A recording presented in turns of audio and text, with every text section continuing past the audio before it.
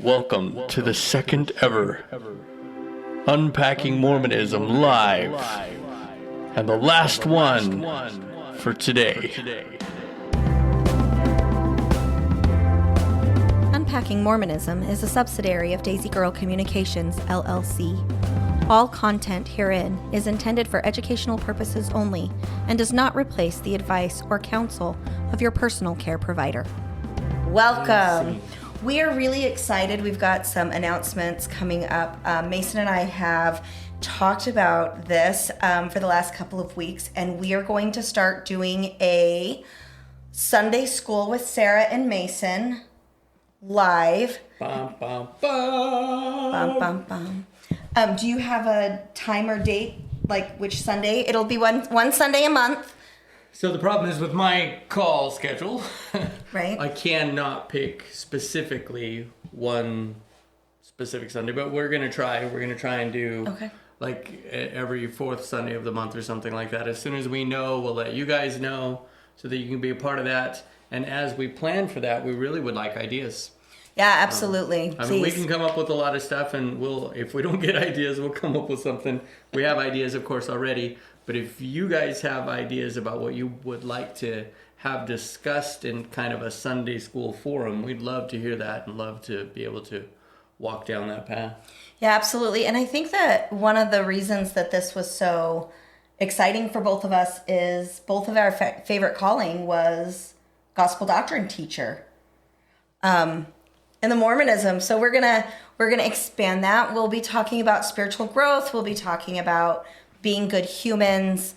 Right, it'll certainly not be a Mormonism thing. Will not be a Mormon.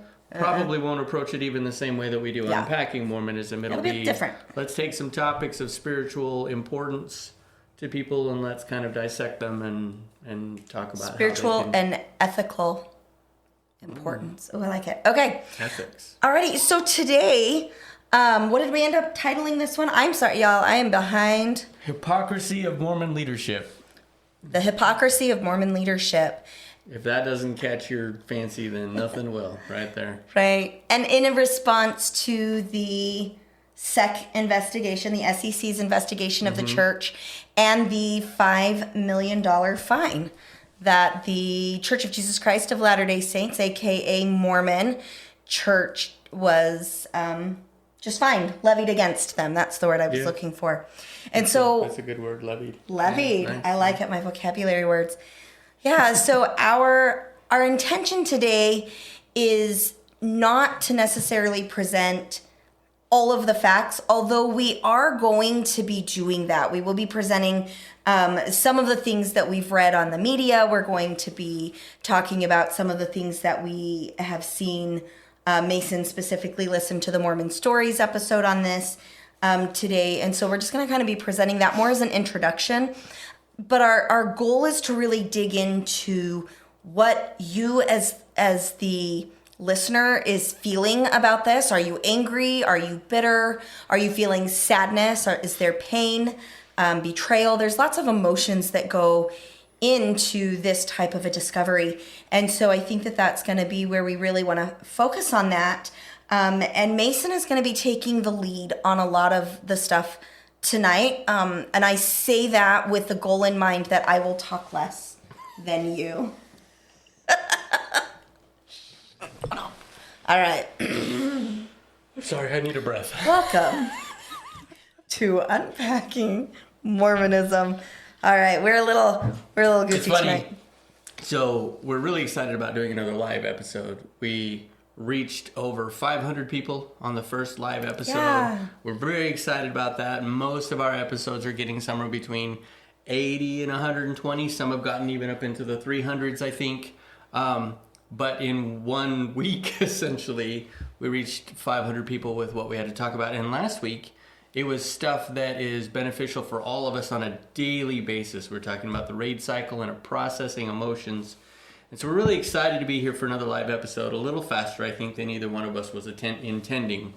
But the Mormon Church gave us some stuff to talk about. Breaking news in Mormonism right now, in Mormondom. Yeah. So, well, and I want to say that, Mason, we're growing really quick, and we're excited to have not even 6 months. So. the listener along. Yeah, absolutely. All right. So, Mason, I'm going to go ahead and turn the show over to you, and I'm going to zip my lip. So that way at dinner tonight when we go get fajitas, because I'm craving steak fajitas and a margarita. So when we go get that tonight after the show, I can say I told you so, and I succeeded. Therefore, I deserve 2 Hey, Alex, margaritas. I don't know if you can do this, but if you had 2 stopwatches, and if you just click one when I start talking and stop it when I stop and start, that might be a little Tell too you much. what, the first listener that shoots us an email or reaches out on our Facebook page and gives us or in the comments or something, you tell me what our percentage is at the end. I will send you a hat with Daisy Girl on it and a water mug that has the Unpacking Mormonism logo on it for free. Okay, so challenge to our listeners to determine who talks more tonight. Incentive for me to be really quiet, because when I get those I told you so numbers, I get 2 margaritas, so then 2. Tonight, if she actually accomplishes not speaking more than me, it's going to be a much more boring interval, so we'll just see how this goes. I actually thought it was funny because I remarked to you, normally in our episodes, you talk more than I do.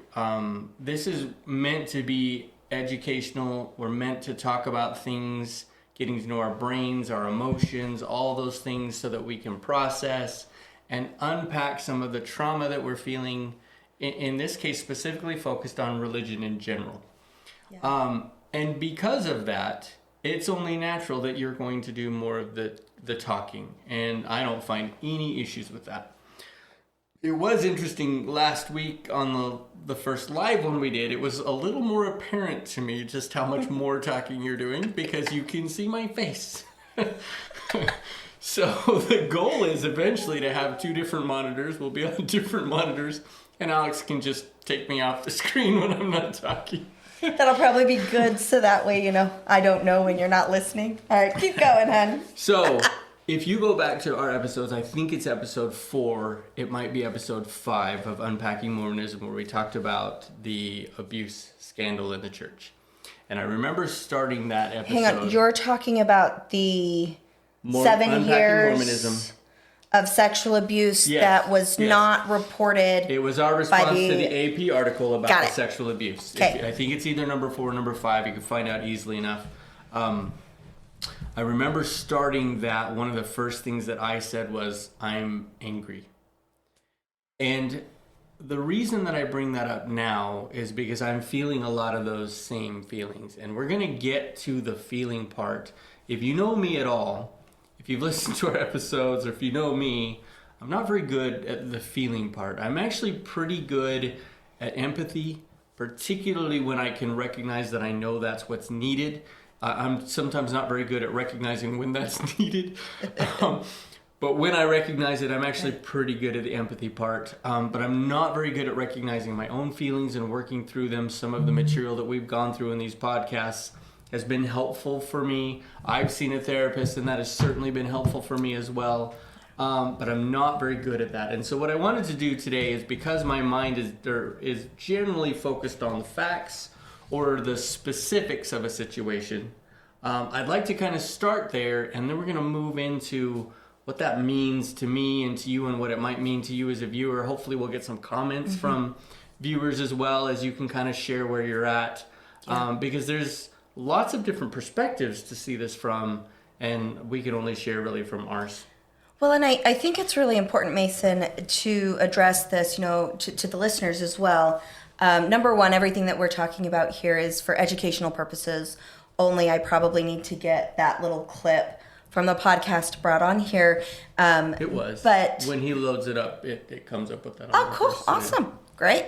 Go, Alex. Love ya. Okay, but one of the things I want to comment here is that, yes, you are a very analytical thinker. You are very fact-driven. As a person, you definitely this is how I see it. And this is my perceived reality. These are the objective facts. These are the subjective facts. And you tend to communicate best by laying all the facts out on the table and addressing the emotions later. Yeah. And that's not a bad thing. And I want our listeners to know that's not bad. There's nothing, quote unquote, wrong with you if that's how you communicate and see the world. And so one of the benefits that about us understanding that about you, and what we're trying to model here on the show tonight, is this is how Mason communicates. This is how Mason problem solves. We've got to use those personality traits and those characteristics and the way that your brain thinks in the way that it does in order to best communicate. And really, in a relationship for you and I, one of the things that we do is we go back and forth within a conversation. Ideally, we do not do this all the time. We are having an upcoming episode that's going to be titled something along the lines of Trouble on the Home Front, where we can talk about some of those crash and burns. But when we're really successful in our communications with each other, it's because we are identifying what our partner needs in that communication setup and responding to that so that you feel heard, validated, and understood. Yeah. And so I've learned in my marriage to you that if I let you give me the facts, whether I agree with them or not, if I hear your facts and I validate those for you first, then we can get down into what I feel is most important, which is experiences, perception, feeling, emotion, connection. Yeah. And, Brene Brown agrees with me, so... Well, if Brene Brown says it... Right, we can't have a show without shouting out Brene Brown. We're barely 10 minutes in, yeah, so... All right, so go ahead. I do want to say that the facts, quote-unquote, that I present here are facts as I see them. I'm not saying that they're necessarily the 100% fact. I think that they are, but... I also hate research. So it's not so much that I've spent hours and hours and hours trying to make sure that these are the facts as they are, but I have spent a decent amount of time listening to others who claim to know, and it would appear as if they know what the facts are in this situation. Well, and I would say that those sources that you're utilizing are also, you have a history with them being factual, and that they generally produce in their show notes the citations so that if there's something that you hear that bothers you, you're willing to chase that down. Yes, absolutely. Yeah. And for you, the viewer, if you hear something and you're like, I'm not sure about that, remember this is my perspective, and there are there's lots of stuff out there right now. The world is abuzz right now with this information, which is why we chose to do this show now, because a lot of shows are going to focus on the facts, and we want to be able to focus on the emotion. What is the process? What are we going through right now? So that we can get through that stress cycle, so we can process the emotions and be in a healthy place for us. Absolutely. All right, Mason, so what are the facts as you perceive them? What are the facts? So if you really want all the facts, go to at least in the way that I think they're presented really well. You can go to Mormon Stories Podcast. It's number 1732, 1732. It's called LZS Church Fined $5 million for Hiding Money, with Mark Pugsley. Well, and I'm going to challenge you real quick. You said for all of the facts.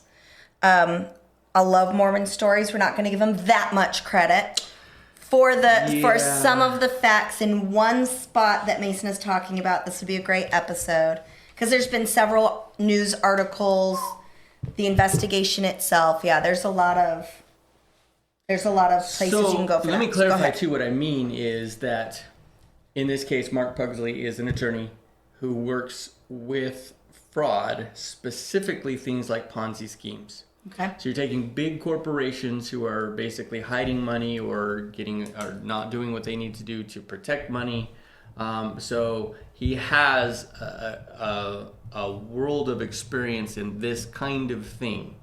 So for me, it rings true. He also takes the time to go through the SEC report.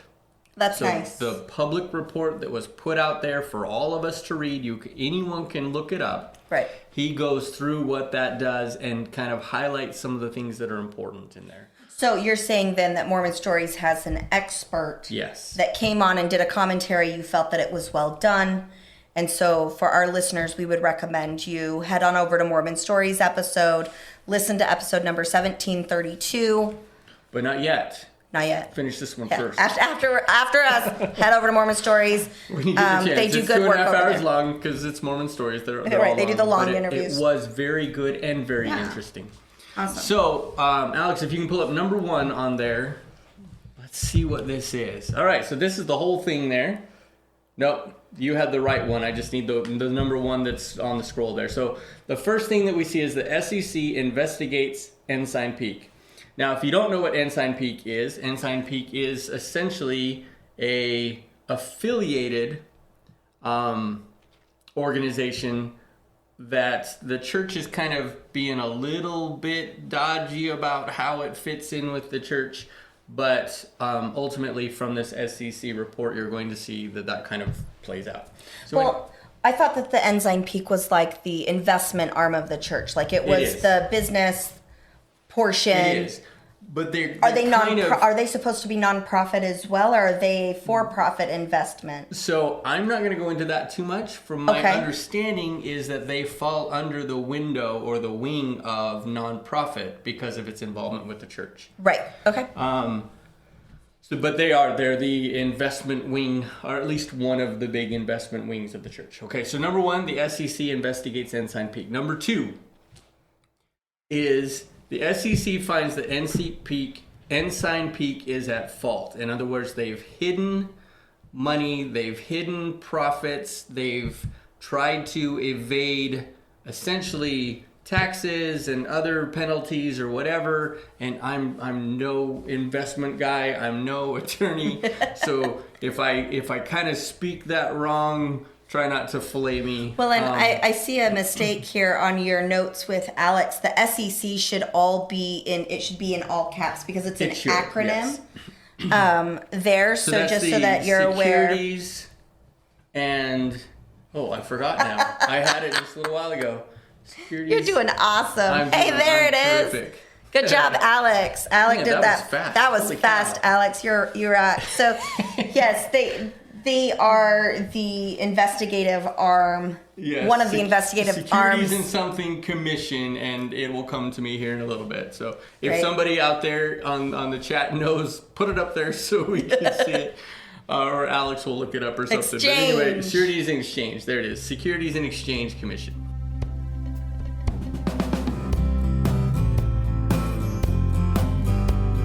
Chicken tacos should only be trusted to chicken professionals. That's where we come in. Introducing Zaxby's new chicken finger tacos.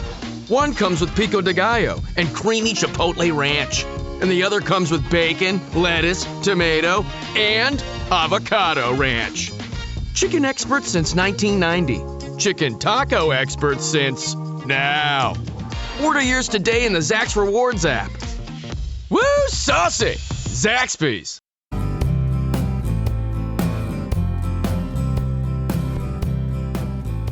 So they find Ensign Peak to be at fault. All right, number 3. Because I don't want to belabor these too much. And maybe I should just pull them up on my phone too so I can read them here. So the SEC verifies, and this is a big piece for me too, that Ensign Peak does not operate without first presidency approval. Meaning the Ensign Peak does not make any decisions without the prophet and his 2 counselors' approval. Yes.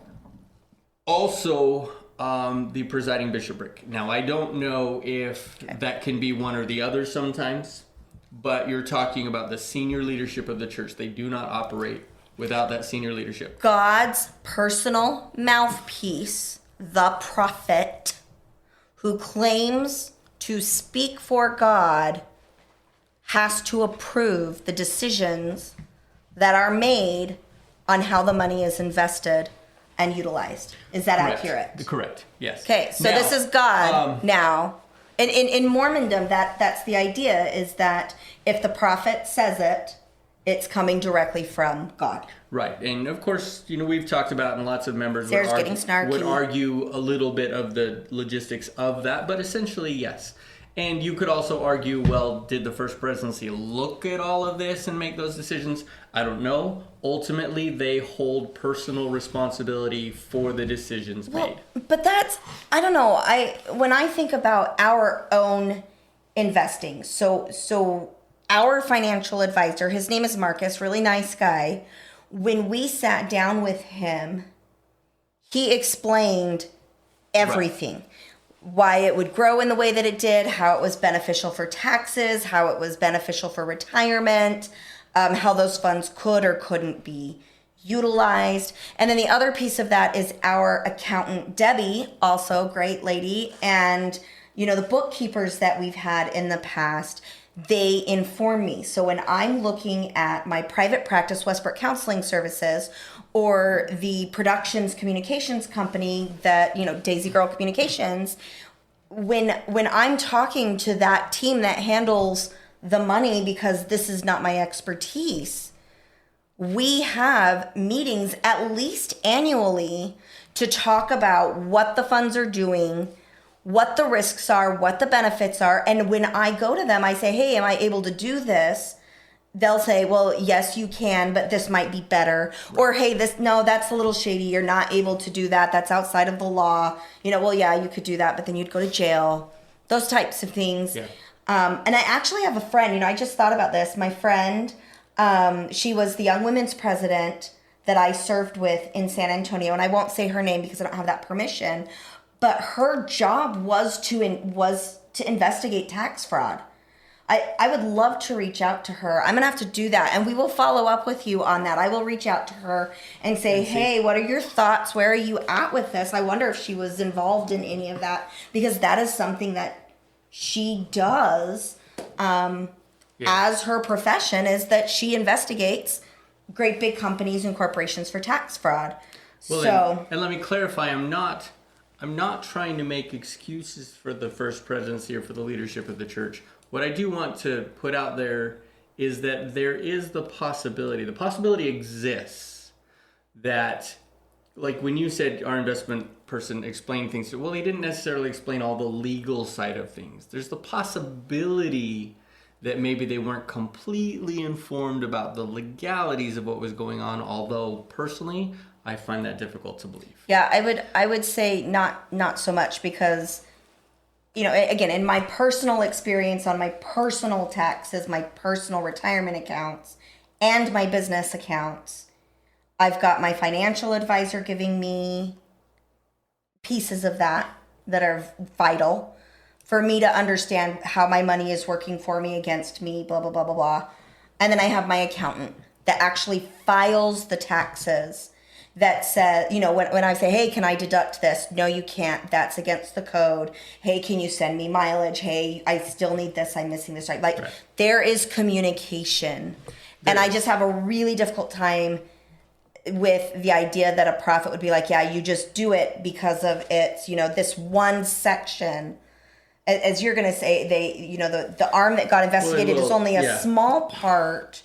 I just can't see the prophet of God saying, yeah, you handle $32 billion however you see fit, and don't just, where do I sign? I just don't see that, especially when we say, 25 years of investigation. So you're talking about how many different men would have been involved in that at that point. I think we're kind of belaboring the point. I just want to make sure that the remote possibility exists.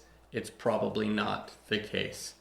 So anyway, that's just to tie in. So the Ensign Peak, as this financial arm, is working, but the SEC report states that they do not act without senior leadership approval, in this case, the First Presidency.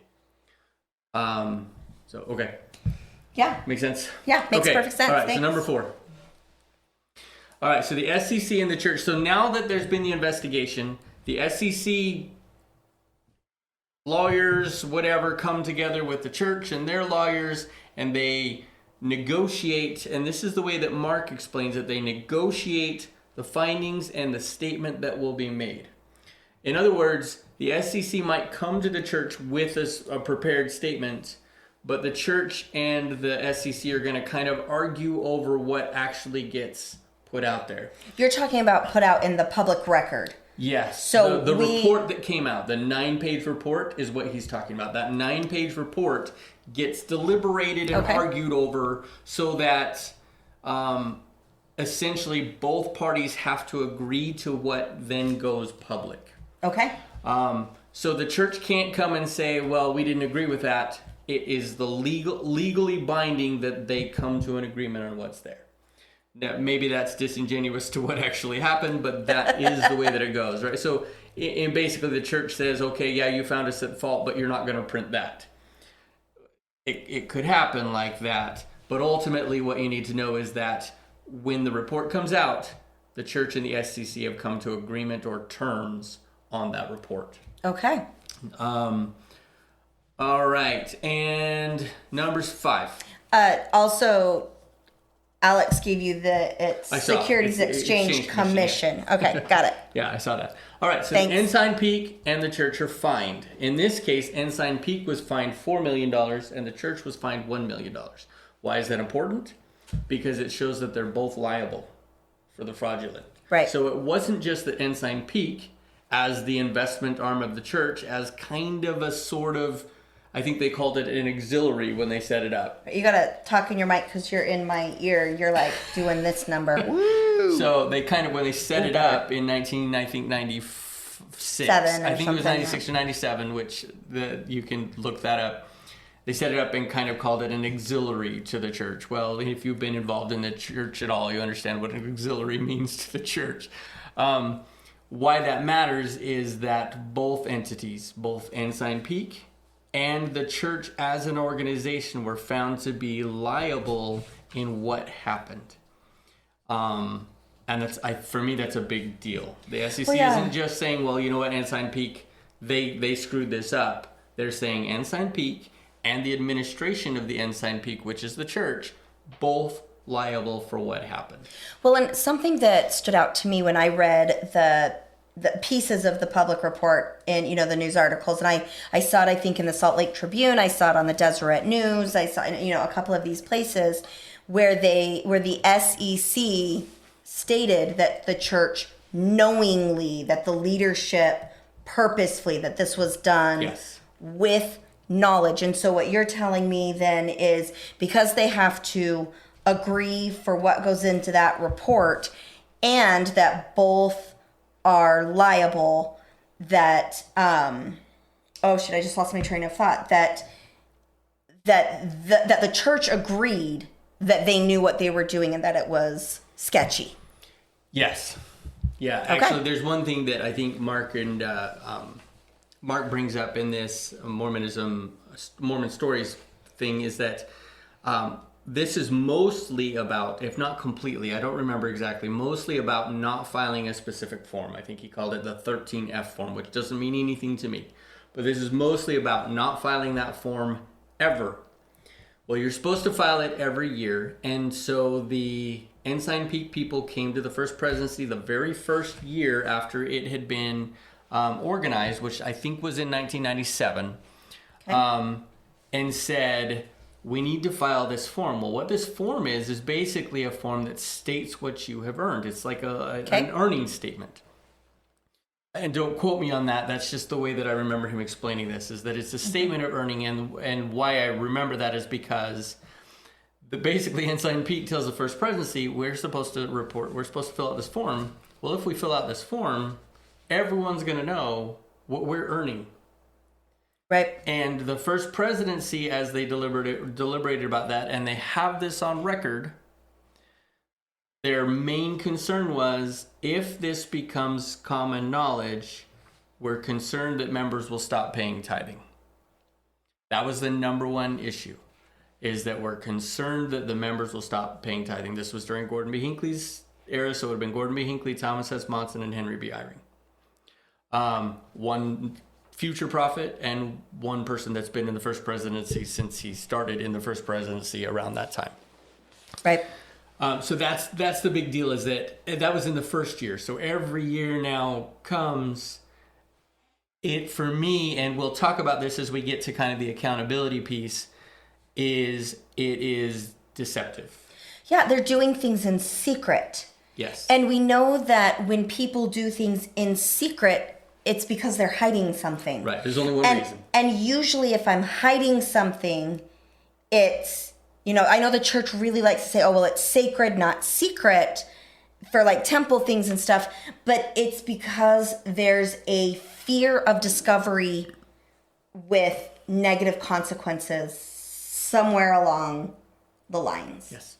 Okay. Yeah. All right, number 6. All right, so now the statement comes out. Now, one of the things that Mark says about this statement, and of course it's available, you can download it and look at it yourself, read it, is 9 pages. He says either that's the longest one he's ever read or one of the longest ones, and he said there's a reason for that. The SEC typically doesn't fine companies a huge amount of dollars. Sometimes they do, and he mentions a couple that were recently fined as much as $500 million with a B. So they do fine people a lot, but they don't typically fine them a ton, because the people that really feel that are the investors, or the people that have bought stock. You and me, who have bought our mutual funds, will feel it, because there'll be fewer dividends that are paid out and blah, blah, blah. So he says that the SEC's statement is oftentimes the most important piece, because it's the one that really talks about what went down. This is kind of the warning to the company: y'all need to fix your crap. You're doing this wrong. You need to fix it. And he kind of explains that's exactly what's going on with the church. The church got hit by a little tiny fine. With my math, and you can correct me if I'm wrong, but if you take 32 billion as opposed to 5 million, which was the fine, you're talking about 0.001% of that. It's minuscule. Right. Well, and I think, again, it's important to say, and this is just one piece of the church's, entire portfolio. Right. That's that right estimates, exactly, right. Yeah. The estimates are that the church's assets all together are somewhere between 150 and 200 billion dollars, or 180 is what it says there. But this is a little one. This isn't even a big one. We're not even talking about a quarter of the church's overall wealth at all. And we're not here to talk about their operating costs and all that stuff, but just that's an incredible amount of money, and in this case, a fine that is into the wind kind of a thing. Like it did not hurt the church or Ensign Peak one tiny little bit. Right. So anyway, the SEC statement is the big deal. That's the big piece where you can read through and kind of see what's going on. That's where it says that they didn't move without approval from the first presidency. That's where it says all these things that I've been putting out there. Those are in that statement. So now the statement is public. Number 7. Did you have anything else you want to say? Okay. No, I'm good. I'm earning my second margarita. All right. So number 7, the church is legally obligated to not release a conflicting statement to the facts in the SEC statement. So this is a big deal as well, too. I'm sorry, I'm laughing already because I already know where this is going.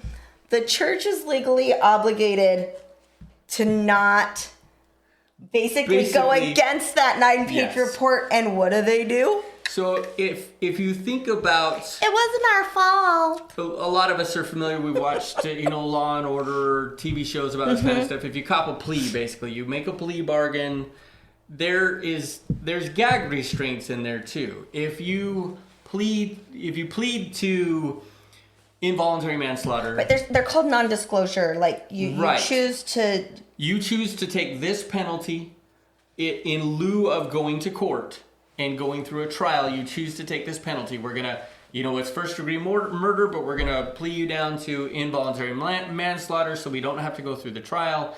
You get some sort of non-disclosure. You cannot talk about this. I think you're using a bad example, because when it comes to murder trials and stuff, those generally tend to be public record, is my understanding. And I'm not an attorney either, but I would say a better example would be something along the lines of, if you accuse me of doing something and we settle out of court, part of that settlement agreement is you are not allowed to talk about it publicly anymore, which means that the only people you can talk about it with are people who are sworn to secrecy. And so one of the things that I've had happen in my clinic is I will have people who have won suit, actually some against the church, where the church, they settled, and then there's that non-disclosure. I think that's what it's called, but you're not allowed to talk about it. And so then I get clients that come in and they can talk to me about it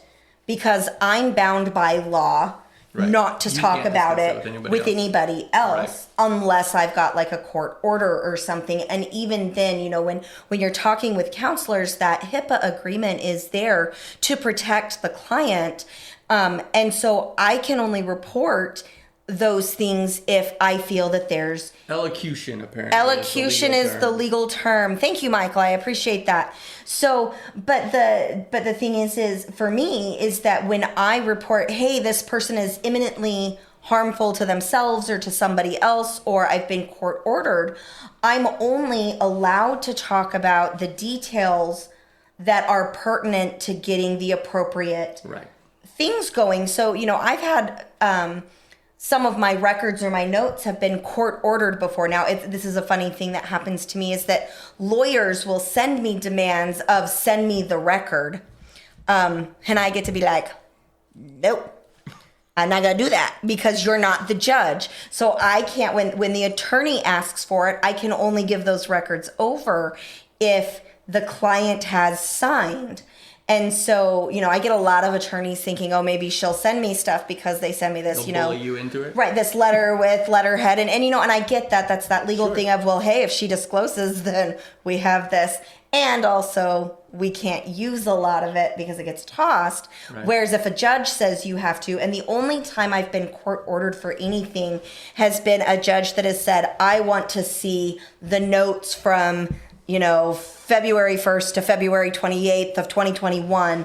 Those are the only notes that I'm looking for. And most of the time, I'm able to just write up a prepared statement of these are the things that were discussed that are pertinent to the case, because judges are generally very good at protecting the privacy of my clients. And so these people that have settled out of court and then they've chosen to basically have a gag order in their ability to talk about, you know, things like what the settlement amount was or what happened, those types of things that all get sealed up.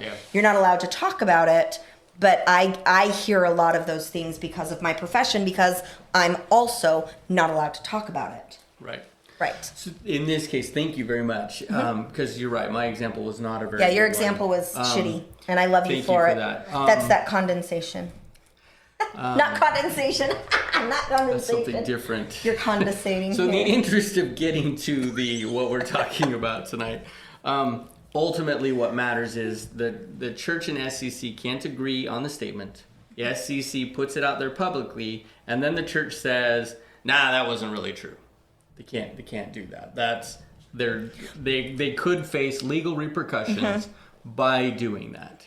And what did they do? So if you look at number 8 there, the church releases an official statement that conflicts with the SEC statement and blame shifts. Right, the sec. So Alex, we got to fix that sec on that one as well. So what was the statement though, Mason, that when you say they release a statement for you, thanks Alex, what are you referring to? So I'm going to be honest and say I don't exactly remember. Okay. I appreciate the honesty. That's because I caught the information, and that's what came to my mind, is that he's saying the church can't do this, and they did this with these couple of things. Okay. And of course it's in normal church speak. It's, you know, it's not blatantly out. The SEC, we said we did this, and no, we didn't do this. That's not what's going on. It's more of a, you know, the devious way of kind of getting around saying. Right. My understanding was they broke this when they released it, saying we did what we were advised to do.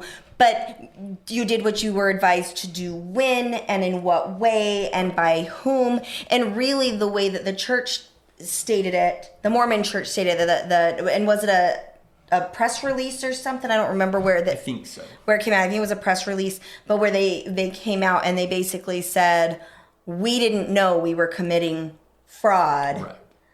We were doing what we were advised to do by the lawyers, the financial advisors. Right. We did what the accountants told us to do. But in the those 9 pages, the SEC said, no, the church knowingly, the leadership of the church knowingly, committed tax fraud. Right. Basically. So you have an organization, SEC, that their whole business is investigating this kind of fraudulent thing. And they come out and they say, the church leadership knowingly did this. They find the church as an entity because of it. This has been going on. So the investigation, I think, takes place from 97 to 2019. So over The investigation? 20 years. No, the investigative time period. Oh, of 25 years. Of 19, I think it's 97 to 2019. So over 20 years, they investigated what went on. During that time, they never filed this one form, the 13F. Right, and if you are working for a corporation worth billions of dollars, you know that you need to file the form. Right. It seems completely incomprehensible that they didn't know, that they were ignorant of this. And then and again, in this blaming way, it's almost like, and this is kind of the disingenuous part that we want to get to when we're talking about how I'm feeling about this. It's almost like they're putting this statement out there for blind church members who will not investigate, who will not read the SEC report. They're only reliant on what the church tells me happened. The church is going to come out and say, we only did what we were told. We were just following the advice that we had. We're the innocent victims, and I agree with you, Mason, because that's that beginning of the hypocrisy of the leadership that we're going to talk about here as we come up, and that is that there's different standards for the organization and the leadership than there is for the members. They're gaslighting the members. They are expecting many people to just utilize that persecution complex and say, things like, well, the government is picking on the church. This is unfair. This isn't, the church and the prophet's supposed to tell the truth. And so, obviously the government's just out. This is Satan. This is the sign of the times. We're going to spiritually bypass the facts to get where we're going. And that's that hypocrisy, that those different standards. For a member of the church, we have certain rules that we're supposed to follow. And one of the things Mason and I talked about in our planning meeting today at the house was, I kind of feel like watching this whole thing unfold, to me, feels like watching my little kids when they're making up a game. And usually the older child who's making up the game for the little kids to play with changes the rules mid-game so that they always come out on top, and the little kids are still a little too, cognitively underdeveloped to recognize that they're, being taken advantage of. And so then the older kid wins, and the little kids are like, that was the best game ever. And usually what ends up happening is, after an hour, after 5 minutes or so, one of the little kids will come in. I can't win. I never get. And then you and I are like having to come in and be like, all right, big kid, your game, you have to set the rules, that informed consent. But it really feels like the leadership capitalizes on its members' ignorance. Yes. And they just even blind faith, blind following. Right. And this just rings so true in the whole, learning is great, learn all these things, but beware of the educated, for they think they are wise. And really what I see is, hey, be cautious of people who actually investigate, because they know how these things work. You know, if I go to my friend in San Antonio and say, hey, what are your thoughts on this? And am I able to share your thoughts on the show? And, you know, if I'll let you know, hey, I reached out, she contacted her, she said no, blah, blah, blah, you know, whatever. I don't know what those are. But that individual is probably looking at everything very different than you or I. Absolutely, and we are looking at this very different than our respective parents. Yeah. Because I can see both of our parents saying, oh, well, you know, the fine was little, you know, so no big deal. It was just a slap. That the government, like, I can definitely see your family, the government's out to get the church. Yeah. You know, I see these, but the church doesn't come out and they're not accountable. And I find that very hypocritical, because if I'm sitting in a Temple Recommend interview, they are going to ask me very specific questions about my honesty and my dealings. And I know on custody cases, they will ask non-custodial parents and custodial parents, you know, are you paying your child support? And so the fact that the church as a great big organization is allowed to be dishonest and deceitful and defraud the government, but I'm not as a member. Right. Right. What? So let me talk about that one a little bit here. So, yeah, I'll let you take over. You kind of got into the Temple Recommend thing. Let me step down from my pedestal. Yeah, you do that. Okay, go ahead. Oh yeah, you're shorter. That's weird. I am. I actually look taller than you. Shut up, you brat. I look. Squirrel. You and your pedestal. There it is. Hey, there's a squirrel. There's a squirrel. Love it, Alex. No. So because so we can both fit into the screen. Mason's chair, like you should see his knees. He's like this under here because I'm so short. Okay, yes, I got shorter as I stepped down. Coming right back on. Okay, you brought up, and you didn't say this, but you brought up the Temple Recommend questions. Right. So there's a couple things here I just want to throw out there. For instance, in 2 Nephi chapter 9, verse 34, it says, "Woe unto the liar, for he shall be thrust down to hell." Yeah. There's that. Hang on. Not gently shoved or lightly pushed. Yes, I know you like that but part. Thrust. Hey, that was a big, and so I grew up in Snowflake, Arizona, and the whole taking this scripture and saying not lightly shoved, not gently pushed, it had to have come from one of our seminary teachers. Had to have, yes. It had to have. I mean, for all of us as youth to joke around about that scripture in that way tells me it came from seminary, but that's a big deal, that you will be thrust to hell. So by the church's own doctrine, dogma, scripture, whatever, your prophet of God is now going to get thrust to hell, but then that doesn't work because he speaks for God. So then we ask the question, and I'm sure Mormonism Live is going to be doing a breakdown of this in the coming weeks. And, you know, so who is this? Is this God defrauding the United States government? Even though the article of faith says... We believe in being subject to kings, presidents, rulers, magistrates, and in obeying, honoring, and sustaining the law. Yeah. Except when it doesn't suit our interests. Except when it cramps our style. Right, and I'm not going to say that there haven't been times that the Mormon Church, and certainly other churches as well, haven't been persecuted by the government. It's historical. Right. You can see that that's the case. And so there's not without precedent here. Two varying degrees. Yes. Because a lot of the Mormon history, yes, there was some persecution from the government, but also Joseph Smith was doing some really shady shit. Yes, and then there's the whole polygamy thing. Polygamy basically almost destroyed the church, and it wasn't polygamy so much as all the shady stuff that was going on around polygamy. Shady shit. So, and we're not going to get into that now, but there's that history. We said our intention was to demonstrate a consistency or pattern of toxicity, which we have tried to do on a lot of things. And here, when we come to the hypocrisy, that's kind of where we're at. Well, and I want to explain why. You know, one of the things that's really common in my field is we say, what is the greatest predictor of future behavior? Well, it's past behavior. And so what we do in my field is we, you know, at least the way that I practice is let's understand the neurobiology behind these behavioral patterns.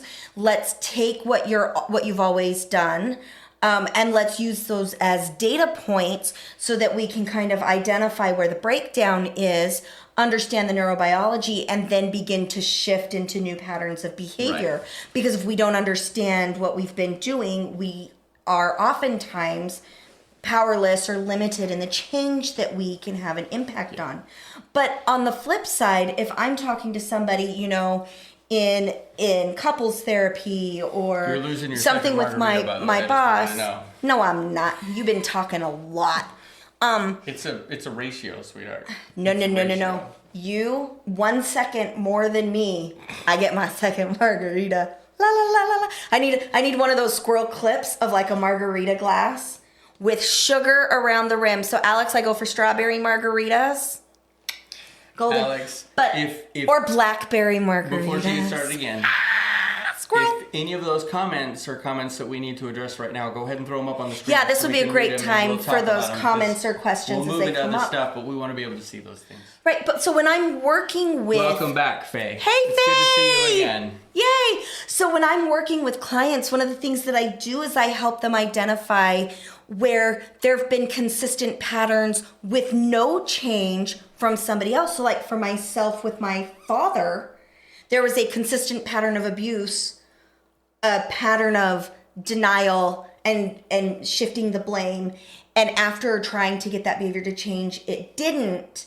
And so then what ends up happening for me is I took those data points to decide how I would navigate myself. So that's why our goal here at Unpacking Mormonism is to really start to dig into these patterns and then to dig into what are the indicators that they are trying to course correct. And I think that really feeds into that accountability. Yeah. So Faye, go ahead, Mason. I got this. So first off, I like to say recognition is the first step to recovery, and that includes being recognized. So in this case, but I love this, Faye. If I could make this in a way that is a little more realistic to most of us, if I went and stole $1,000 from someone, and the penalty was $1, I'm not likely to stop that behavior. Right. I gained $999 from that operation with a little slap on the hand. Here's your $1, man. Here, let me give it back to you from what you took from me, right? Or what I took from you. That is 0.001% of $1,000 is $1. I stole $1,000 from you, and I give you $1 back. We're square. That is what that is. I could buy a king size Snickers bar with that $1. And maybe not even anymore. Not with inflation the way that it is, right? Okay, but, regular but size that's Snickers what that bar. Is. Yeah. All right, Tanya. This is yet another reason churches should be treated exactly the same as nonprofits. They need to pay taxes on profits. I agree with that. And you know, Tanya, one of the things that's really interesting about that is that on my personal Facebook page, my aunt, who I'm not sure where she's at in her faith journey. I feel like she's a very nuanced member. And one of the things that my aunt said is, you know, hey, LDS Church, the way that you're functioning, you actually owe the investors, the people who paid in, dividends off of what you're earning, because that's the way that this is supposed to legally work. And I know hundreds of Mormons that have left the church. I mean, if you listen to my episode that our Thanksgiving special of why Sarah left the church, the way the money was handled was the one that made me the most angry. And then the way the LGBTQ population was managed, or, you know, those people were, I hate that word, man, how they were managed. That sounds terrible. Or those people, not really. Right. Yeah, that's not what. Ever feel like your blanket just can't keep up with you or the weather? Introducing the all-season Miki Couture Everywhere Blanket. Whether you're at the beach, on a hike, or cozying up around the fire pit, the Miki Couture Everywhere Blanket is your perfect companion. This new hooded blanket is super soft, ultra-portable, and stylish too. It offers luxury comfort and warmth that goes wherever you go. Get your new Miki Couture Everywhere Blanket today. Available now in stores and online at MikiCouture.com. Yeah, sorry, I'm not being careful with my words here. I apologize.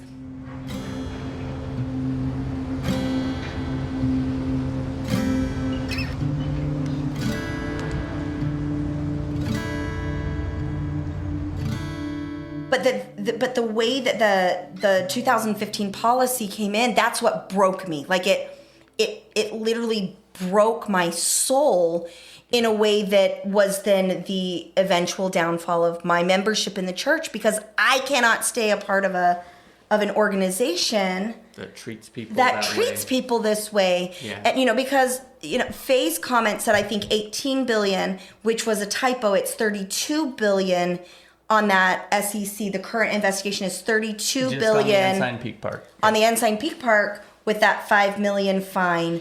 But again, the church is estimated at 150 to 180 billion dollars. So at that point, we're not even getting are we getting pennies on the dollars here? Yeah, well, and I like that comment, Michael. I kind of stated that earlier on too, is that this attorney that was talking on Mormon Stories states that the SEC generally doesn't levy huge fines because it is the investors, it is the little people, the part of the corporation that really suffer from that. And I agree with that. It's a very good point to point out there. And I'm not talking about how the fine should have been more. It's just kind of recognizing that if you put it into perspective, again, $1,000 versus $1, you get kind of the idea of the fact that fine is unlikely to change behavior. Now, what happened is out in the open now. It's going to change, but... Well, something's going to change, but the big question is what and how... They're going to file those 13 and how Fs. Ethical is it going to be? Yes. But I need you to actually break down Michael's comment for me, because that was not my area of expertise. So can you rephrase what Michael said? Yeah. Mason, can you read that out loud and then break that down a little bit? So Michael says... I'm actually going to slide over real quick and open our door because, y'all, it is roasting in here. So give me just a sec. All right.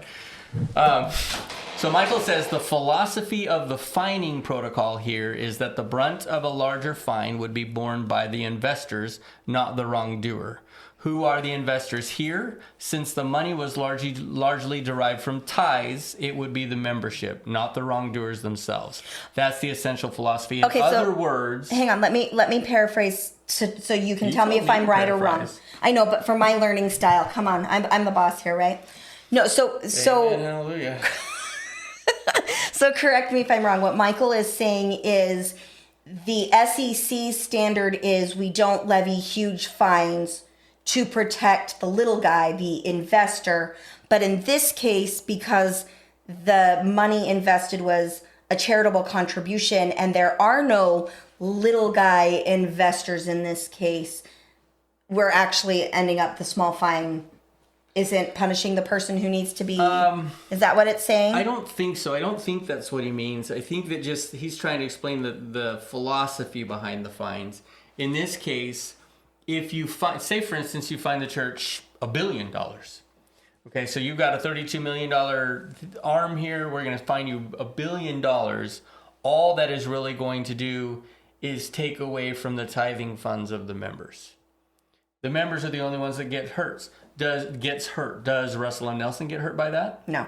He's not even going to feel it. He's not even going to notice.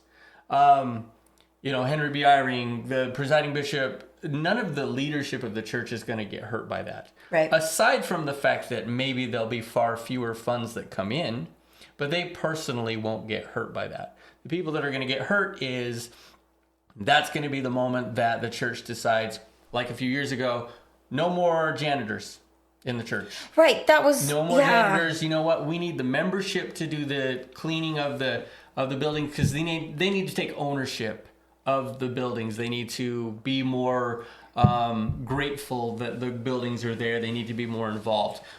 And so, I'm not saying that is what happened, but that kind of thing. Like President Nelson is still going to get his dividends. He's still going to get his pay. He's still going to be the leader of the church. Nobody's going to kick him out. But I'm going to have to go to the church a little more often to serve a little more because now we're low on funds. Right. Or if I go in there looking for welfare because my family's not doing so well, maybe the rules will be a little more stringent than they ever were. And I might not get what my family needs because they got levied a $1 billion fine. I get it now. That's what's going on there. Well, and that's so, that example, Mason, that you gave is so personal for us, because 'Cause I we've been know that when we were in, Killeen in North Carolina, not so much in San Antonio, because we were drowning, and both of us were finishing up our graduate degrees. But in North Carolina and in Killeen, we were one of those families that showed up for pretty much everything. Yeah. And so we were burned the heck out. So and so that was really difficult. Yeah, so in this case, it's the investor, the member of the church that really suffers from that loss. Alrighty, so Alex, are there any more comments he's that we got want to put one up? more. Hi Sheila, we love you. So- Sheila tells me all the time. So Mason's phone is on today, y'all, because he's on call for the hospital while we're doing backup this. call, Backup call. briefly, so, Backup yeah. call. So he's got to keep the phone on. But every time. So Sheila, we knew each other in Killeen. Love Sheila. Every time she would come into church with us, she told me that I was her favorite. So she's my favorite because she likes me the best. All right. So Love you, Sheila. Sheila says, and then after this comment, we're going to move on to the temple recommend questions. Okay. Because I really want to get into the accountability and just what I'm feeling. All right. So Sheila says, I have a group chat with my TBMs, that's True Believing Mormons, for those of you that aren't aware. Or TBM True Blue friends, Mormon, yep. And mentioned the $5 million fine. I even copy-paste the news item and asked about their thoughts. One said, I will leave that to the church. I love the church and the Savior. One said, when the church commits a mistake, it will correct it immediately. They're just clueless about what's happening, and one even comments, whatever is happening will never affect the truthfulness of the gospel. I even told them the investigation time is from 1999 to 2019. So Sheila, what you're describing is like spiritual bypassing. Yes. As you're going, and one of the things that I really like that RFM has really brought to the awareness of the ex-Mormon community is that you can gaslight yourself. So gaslighting is not just a habit of the narcissistic personality disorder person. Yeah. Right, and that you can be gaslit by a perpetrator, but you can also do it to yourself. And so basically what's going on is I'm ignoring that, that's that automatic belief of, Nelson's a prophet of God. We've been promised over and over for years and years and years that the prophet of God will never lead us astray. They would never purposefully do anything illegal. That's and so doctrine. That right, is in those the scriptures. are doctrines of the Church of Jesus Christ of Latter-day Saints. And yet they won't look at it because, again, remember, when you're looking at things in Mormonism that are not published by the church, you're taught from the time you're itty bitty that that's anti, and you need to stay away from that. That is what, for a lot of people, and myself included, would say, hey, the Mormon church is culty. And that it is a cult is the fact that they control the information of the members, and by doing so they get that mind control. And we're not talking about Hollywood's version of mind control. You're not getting hypnotized. Yes. Right. But in hypnotizing, there's therapeutic applications and non-therapeutic applications for that as well. That blindly, I can't think for myself at all. Right. Hypnotized kind of a thing. The That's zombie brain. Zombie brain. Zombie brain. Yeah, That's right. even better. There's That's no zombie not brain going on here. Right. There's just a lack of thought. There's a lack of account. What really? Because it's called thought stopping. From the time you're little, you're taught, oh, that was the Salt Lake Tribune. The Salt Lake Tribune is out to get the Mormon church. We don't read the Salt Lake Tribune because they don't report accurately. Right. So you're cutting down the reporter rather than looking at the information. Right. Remember, and investigating it. Right. I don't know which point it was, Mason, that you brought up, but the church had to agree and sign off on what was in that 9-page report, according to Mark Pugsley. Right. Who I did not listen to that episode yet. I took a nap. But if you didn't know that, if you didn't have somebody explain, I didn't know that until today. If you didn't have somebody explain that to you, you would not know. You would think, if you come from this place, take some of my family members. You come from this place where the government is out to get us, and the church can never do wrong, essentially. So remember that the gaslighting is when you make an individual or yourself question objective reality. Yeah. You can also, there's also a component of questioning subjective reality. But what we're talking about are things like in that movie Gaslit or Gaslight, they were purposefully making the lights flicker. That's where the term gaslighting came from. They purposefully made the lights flicker. So the perpetrator said the lights didn't flicker, but objective fact said that they did. So in this you case, question yourself, and if right. you question yourself on the lights, what else are you going to question yourself Right. on? So in this case, we have the church signs a document that says, I agree with what's in this 9-page report. The leadership knew that we were supposed to file this form, and we didn't for over 20 years. That is illegal. We knew about that. Oh, hey, and by the way, we're blaming the accountants. They're doing that role reversal, that blame shifting, rather than coming up and being accountable and saying, you know what, yes, we did this. We didn't think it would matter, whatever. Give your excuses, but we did not file that form. We knew we were legally obligated to do so, and we chose not to. Yeah. That's accountability. Yeah. The church has not, and I would predict will not say that. Yeah. Go ahead, Mason. This is all great, and thank you so much for the comments. It really, one of the reasons that we're excited about doing Sunday School with Mason and Sarah is because we can take the comments. Like, one of the reasons I love teaching was because there's comments, and you can respond, and you can think on the fly, and you can take time to process and stuff. So that's terrific. So, Mason, I wanted to... You just told me to get started, and now... Oh, did you have more Yeah, facts? there's a little bit more. Okay. So there's a couple other things that I talked about. 2 Nephi 9. We talked about the Article of Faith, number 12. Then you brought up the temple recommend interview questions, and I just want to address those real quick. If you think about temple recommend questions, whether you've had them before or not, one is, are you honest with your dealings with your fellow man? Are you talking really fast to get all the information in? Or because you're excited? Go ahead. Slow down how fast you're talking. One is, are you completely honest in your dealings with your fellow man? That is one of the questions, okay? Second, there was another question that came up that was, are you a full tithe payer? Ooh. So you have to pay a full 10%, or at least state that. I guess you don't have to, but you have to state that you're a full tithe payer, which means you're paying 10% of your income. And that is part of that as well, okay? And then the third one that is maybe not as familiar to people is that they will ask you if you have any obligations to a former spouse or children. In its essence, do you have a court-ordered alimony or child support? And are you up to date with those things? Right. Do you have a legal obligation to respond in a specific way financially? To a former spouse or child. And yes. Are you doing so? And are you doing those things? Okay, so they get into your life there too. Okay, so there's those three, and maybe there's more, but that's what came to mind. I've done a lot of those temple recommend interviews and been through a lot.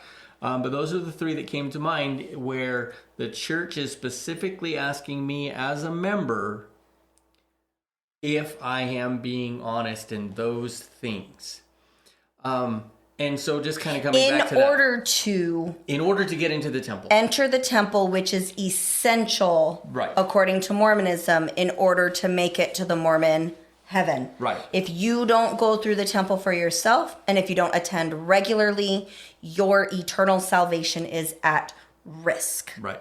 Now, in theory, you only have to go to the temple once, and then you just kind of live those standards. But yes, it is certainly taught and expected that you'll go to the temple often. Did I just give you some good loud when stuff you're there? not wearing your headphones, you bump things and have no idea you're bumping. I don't care. It's annoying as heck. But all right, and then the very I'll last, let you get away with the very it 'cause last you're thing cute. that I want to point out is I read a book called Extreme Ownership that really, really does a good job of talking about leadership. And one of the things that I remember reading from this, and I did not go back and look at it today. Mm-hmm. I'm almost positive it came from this book, but maybe I'm wrong. If he's wrong, still a great book. Somebody tell me if I'm wrong, but it was, still a great book. But one of the things that this guy talks about, and he was a captain in the Navy SEALs during the very initial parts of Operation Iraqi Freedom, which was 2002 when we went in and this time invaded Iraq. And he talks about one of the signs of a very great leader is that they own all the mistakes and they spread all of the accomplishments out with everybody else. Essentially, they'll be like, you know what? We did a great job. Yeah. Really, that was on you, Anna, James, Kristen. Good job. Right. You guys did great. Or when things don't come back right, they'll say, oh man, you know what? We really screwed that up. Guys, that's on me. We're going to work through this. We're going to take care of that. So his impression of this great leader, which he saw in, of course, this isn't combat, but now he teaches corporations all the time. Just a terrific book. But he says, I own the mistakes. You guys own the victories. And what I see from the church is exactly the opposite. And I really, really struggle with that. So ask me your question. Well, I want to piggyback off of that, actually, because in Brene Brown's curriculum that she brings into big corporations and leadership is you have to respond to the emotion and the vulnerability of the people that you are serving, like the people that are working for you. You've got to be able to respond to that in order to facilitate healthy communication patterns and good teamwork and connectivity, and that when you do that, your productivity increases. And I just don't see that. So I have a comment on that too, real quick. Okay, go. And then I'll ask the therapeutic question. I'll take the role of... What came to mind for me is this idea that, and I've mentioned this so many times, but it just grates me. In a corporation, and I think Brene Brown talks about this too, is that if you don't create an environment where anyone in your organization can be critical of what's going on. Now, I'm not talking like negatively, like just bagging on the Don't corporation. be an asshole. I'm talking about recognizing Right. that there's a process that isn't working and we need to talk about it. If you create an environment where people are not safe to bring these things up, you've created an environment where those things do not get corrected. And in the church, this environment has been created that we cannot talk about it. But we're not allowed to criticize. You can't go to your bishop and say, Bishop, holy crap, I'm struggling. The church is wasting our money. The church just got fined for illegally using our tithing funds every 6 months, every year in General Conference. What do they say? Audit says all the tithing funds have been used exactly the way they're supposed to be and in line with Doctrine and Covenants, blah, blah, blah. Bullshit. Ha, you said crap, I said... We've been married. It was good timing. We've been married a long time, y'all. That's the problem with the accountability, and that's what we're moving into here. And that is why I'm pissed. Well, and that's actually because they expect the accountability from me. You need to just get off that soapbox, dude. Step down, get short. Hold on. I'm already too You're already as low as you go. Low as I'll go. No, I love the emotion, but I want to pose to our listeners, now is the time to share with us, how are you feeling? How are you doing with this information? Because, a lot of us, depending on where we're at in our journey, are going to have different emotions, depending on where we are in our own environments. And so, Mason, you're pissed. So I'm pissed now. There's more to that. But right, you asked your that's a question. really intense way to express. So this is me stepping into kind of that therapeutic mode. Okay, I am not. We actually had some feedback that we're going to dissect So I at don't a need to future go lower one. in my chair. I need to lean it back, so I'm like on a couch. No, we don't do Freud. No. Tell me how you feel about that. No. So what I hear you saying though is that this being pissed is a really intense form of anger. What do you think is going on underneath? Like, where is that coming from? I think it's mostly coming from, and let me kind of dig down into that a little bit too. I'm pissed. I'm hurting a little bit, and there is in the back of my mind trying to creep in. There's an intense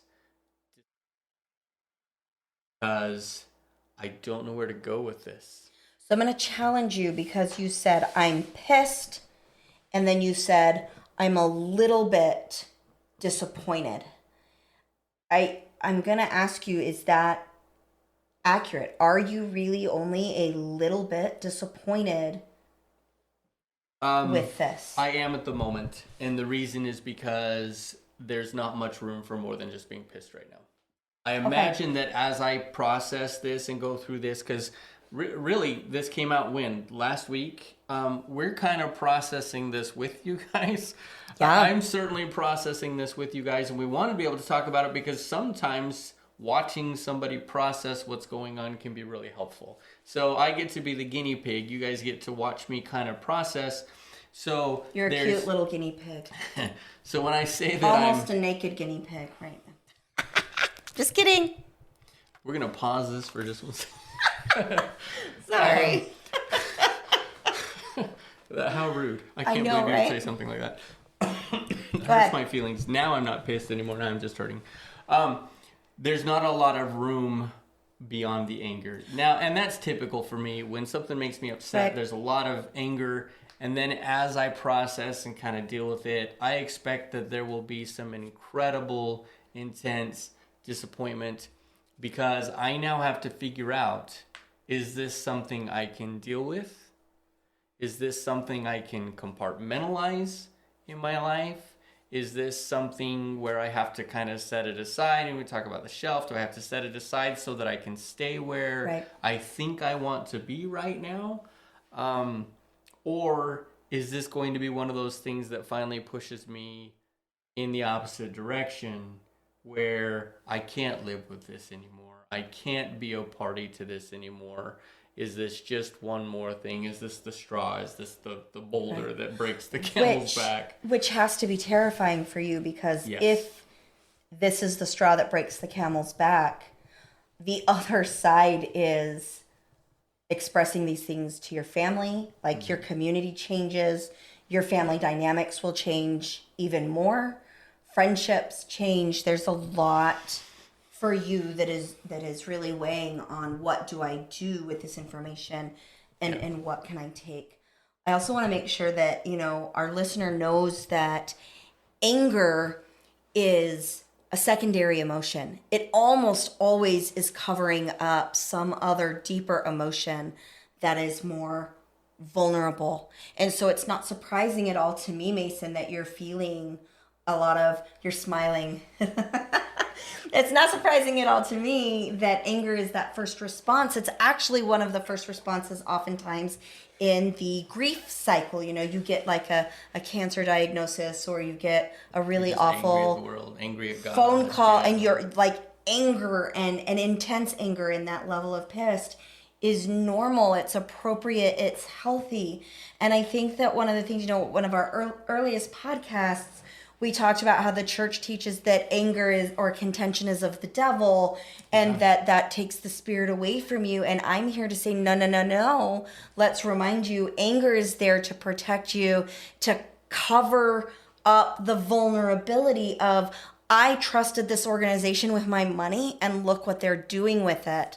Tanya, I love that. You're also using, in Tanya's statement, I'm feeling outrage on behalf of the people fleeced by the church. Yeah, that outrage, again, we're talking about really intense words to describe anger. And I think a lot of people are angry. And Tanya, I love this because, you're kind of in the same place I am, where it's like, okay, I'm going to support those members, those people that I care about, where Mormonism is still working for them. And then I see that this is what the Mormon church does to the people that I love. And I'm furious, like that mama bear protective of, don't trust them. Look what they're doing. They're hurting you. With individuals who are like, this is the best thing ever for me. And I want to be like, there are more flavors of ice cream than just vanilla. Yeah, well, and you know what? One of the things that I think about is money's not all that important to me. I mean, we need it to live. We need it to get by. Bullshit. Let me finish. Mason stresses out about money. Go ahead, Mace. Well, and I'm not talking about my own personal finances. I mean, like, I don't have any great desire to be a millionaire. Like, if we were to get to that point, that would be great, but it would really be about just the comfort of not having to worry about finances. Right. It's what the money represents for you. It's not the right. million or billion or whatever it is. It would be just about, you know what? I would love to be able to pay all my bills and not even write them down on my checkbook register, right? That would be great. So it's not about the money. And really when it comes down to the church and in this situation, it's not the money that bothers me. One of the things that I failed to mention that was brought up in Mormon Stories is that on that SEC report, it also states that the funds that went to Ensign Peak were from excess tithing funds. It's right there in black and white. Right. That is how they got this money. Our tithing funded Right. this. Well, and essentially, if you This is then not took... well, and I think that's important because the church also has some for-profit things, like the City Creek Mall is obviously a for-profit Right. something. Like if you're shopping in a mall, that's for profit. Right. And so a lot of times I think members of the church, and I've heard this over and over, will say things like, well, those investment funds are what they've earned off of their for-profit things, the things that they've invested in with those monies. And the answer is no. The church has admitted we funded this with excess tithing. So anything that we did not use for our operating costs. Right. And that really bothers me. I remember when I was leaving, I felt very confused with the way the church was handling the money because, you know, in the Bible, and we're going to follow Jesus, it's to be very generous, it's harder to get into heaven when you're rich because that influences your generosity. And so for me, I was giving tithing with the expectation that those monies were going to go and help people, that they had farther reach than I did to help those in need. And that's where I wanted that money to go. And it's really uncomfortable. It's really uncomfortable and disconcerting that they've used it to get very, very wealthy. Without disclosing that either. That's a big right, and that they hit too. it. Like if the church comes up in general conference and says, you know what, you guys, you're doing awesome. You're paying so much tithing. We've been so blessed by God, because that's what they would say, right? Right. That we have more tithing than we need to run the church. What we'd really like to do is invest that tithing. Or we'd like to right, we'd like to invest it and save it. And prepare for a rainy day, or be able to give more down the road, which they're not doing. But if they had been open about it, that would make a big difference there. Right. So are there any other comments that we've got in the thing? Because Mason, one of the things that you and I had talked about was that you wanted to talk about accountability, and we really didn't get into that, and I don't think we have time to do that tonight. I have one quick example for it. All right, so let's address this. So, Alex, you put that back on. So we've got, I wouldn't be a millionaire or billionaire for long after I pulled a Mackenzie Scott, only faster. Go ahead, Mason. All right. So, Alex, it's the Gospel Library one. This is an example of the not accountability. So the church is making a big deal out of the Gospel Topics essays, where they discuss some of the ickiness of polygamy, the ickiness of blacks in the priesthood, the ickiness of how women have been treated. Mm-hmm. They discuss some of these things. This is something, it's just a little small thing, but I think it's part of that demonstrating the toxic pattern. So if you had the Gospel Library app, this is one of the apps that the church puts out. So this is the homepage of the library. If you look to the right and down to it says Gospel Topics. Well, the next one goes into Gospel Topics. This is what comes up, the first thing. Well, you'll see right there, Abraham, Book of Abraham. Well, there's lots of ickiness that goes along with the Book of Abraham. Lots of struggle, and there's so many scholars that have almost completely torn the book apart as being not what it says that it is. Okay, here it is. So now we're in the Gospel Topics. That's okay, cool. Book of Abraham. Let's go take a look at it. Well, let's go to the next one. This is what you get if you get Abraham Book of. What does it do? It sends you to a different place in the Gospel Topic essays. What really pisses me off is that they've put it in here almost like, hey, this is full disclosure. If you want to read about the Book of Abraham, this is what we've got. Yeah, there's some messed up stuff. There it is. But when you get to the place that you think you're going to talk about it, what does it do? It reroutes you somewhere else. And it's just a click of the button, but it's just disingenuous. It's just deceitful. It's like, we put them up there, and you talked about this too, that when the gospel topic essays went in, there was no fanfare. There was no announcement. There was no announcement. There was like, you know what? Hey, we recognize people are struggling with some really icky things about these things. We put up some gospel topic essays. Please go search them, study them, learn about these topics so that you can kind of figure out how to compartmentalize and keep your faith. There was none of that crap. Nobody talks about them except the people who are in this position. Right. You and I, the people that are struggling with whether or not we should stay in the church, we're the ones looking. There's no fanfare. There's nothing. There's actually, I'm gonna build on that. I didn't realize that you had added that in. Again, you continue to do planning, and I took a nap. Did I not take a nap? I took a nap. You did. 2 hours. Just a couple more minutes. 2 margaritas. So we're gonna finish this out. But one of the things that was really interesting to me was that my mom, when they started teaching Book of Abraham, and I was first leaving the church, I was like, "Hey, Mom, these are some of the things." And I was like, "No, Sarah, that's not true." And I was like, "No, it's on the church's website." And my mom, like you said, "Oh, well, it must have been hacked." And I was like, "No, it's been there since I think 2013. So no, it's there." And then my mom went in and read it. And even coming from the church, her brain was, I don't have to understand it to still know that this is true, this is good, this is whatever. And so, yeah. It's very non-apologetic. They call it apologetics. It's very non-apologetic. That's what apologetics are, aren't they? Yeah. They're excuses? Yeah. So we're really grateful that you came today. We are going to have to really dig in, Mason, I think, in another episode about that, why the lack of accountability is so difficult for you. We need to do that as a follow-up episode because you did not get to it today. We spent too much time on the facts. Here. Yeah, see. You talk too much. Is that what it was? I feel like it was because I kept getting interrupted. Alrighty, so thank you so much. I got it. So Alex is going to leave up the methods that you can donate. We've not done this before. All of our podcasts have been free. We haven't asked for donations or anything like that.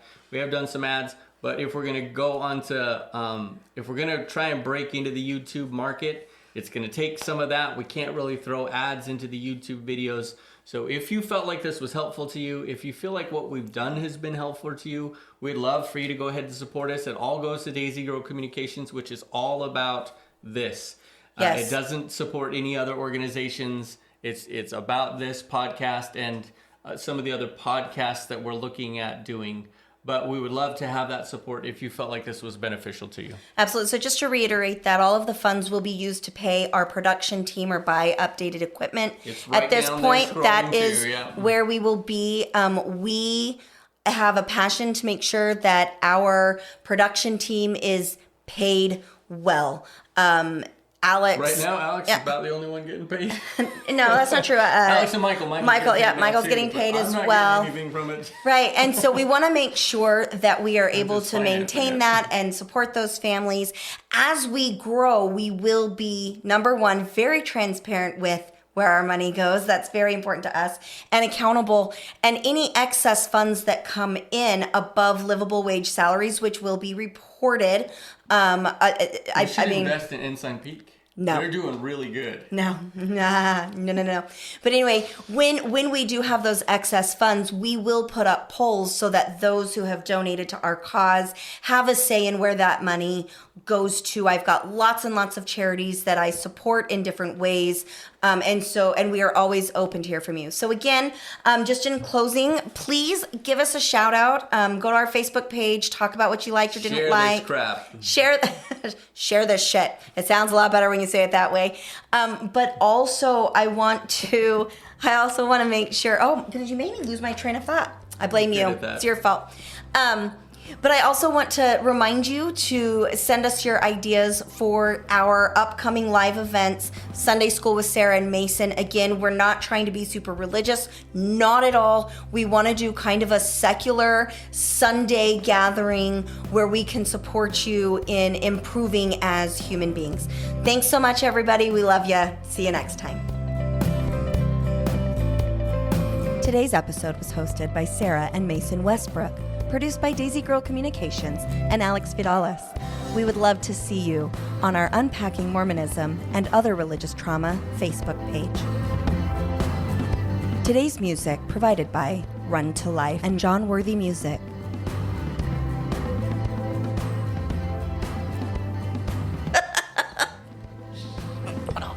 All right. Sorry, I need a breath. Welcome to Unpacking Mormonism. All right, we're a little goofy funny. tonight.